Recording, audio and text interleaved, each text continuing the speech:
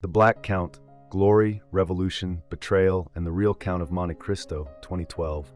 A biography by Tom Reiss explores the extraordinary life of General Thomas-Alexandre Dumas, a Haitian-born French revolutionary soldier and the father of the famed author Alexandre Dumas. Reiss traces Dumas's journey from his beginnings as a slave sold by his own father to his rise through the ranks of the French army during the turbulent Napoleonic era. The book also examines how Dumas' remarkable life influenced his son's literary creations, especially The Three Musketeers and The Count of Monte Cristo. Praised for its deep and nuanced portrayal, the biography earned the 2013 Pulitzer Prize. The narrative opens by detailing Dumas's early years. Born Thomas-Alexandre David de la Pailleterie in 1762, he came into the world in the French colony of Haiti. His father, Marquis Alexandre Antoine David de la Pailleterie, was a French aristocrat, while his mother, Marie Cécette Dumas, was a Haitian slave. At the time of his birth, the Marquis was in hiding from both the French authorities and his own brother, a wealthy sugar and slave trader operating out of Monte Cristo, Haiti. When Thomas-Alexandre was just 14, his father sold him and his 3 siblings into slavery in Port-au-Prince, aiming to raise funds to settle debts and reclaim his estate and inheritance. The plan succeeded for Thomas-Alexandre alone. His father bought him back, leaving the others enslaved. Following his return to France, Dumas spent his teenage years in Paris, enjoying the privileges of aristocratic life. He received an extensive education, studying classical literature, history, military tactics, and combat skills. However, at 24, after his father remarried and wasted the family fortune on his new wife, Dumas was left to support himself.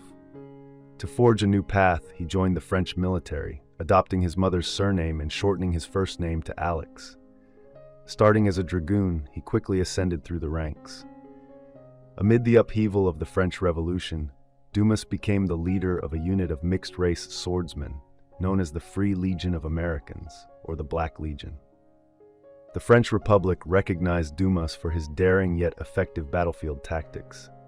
His military responsibilities expanded, including the crucial task of securing the winding footpaths through the High Alps, an achievement that significantly aided France in its conflict against Austria.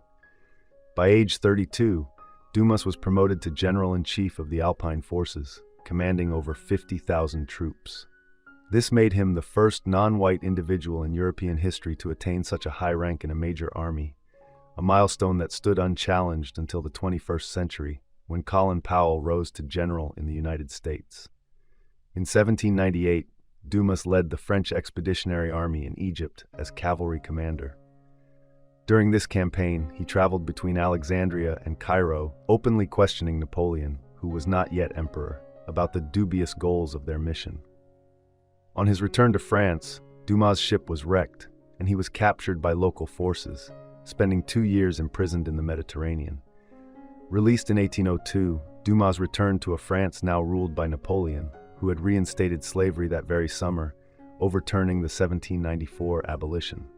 This policy reversal mandated the demotion of all mixed-race officers throughout France and its colonies, often forcing them into degrading hard labor.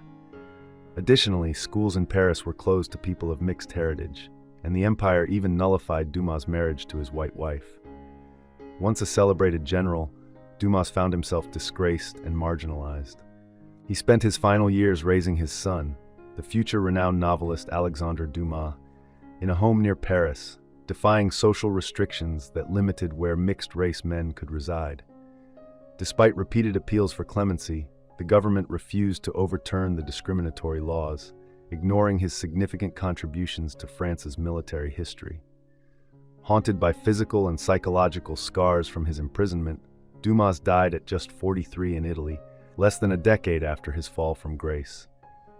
The Black Count paints a largely tragic portrait of Thomas-Alexandre Dumas' life, illustrating how the racist undercurrents of European society ultimately undermined the ambitions of even the most exceptional men of color. Yet, his legacy endured through his son, who immortalized his father's extraordinary story in his celebrated literary works. Thank you for watching. If you enjoy this video, leave a like and subscribe.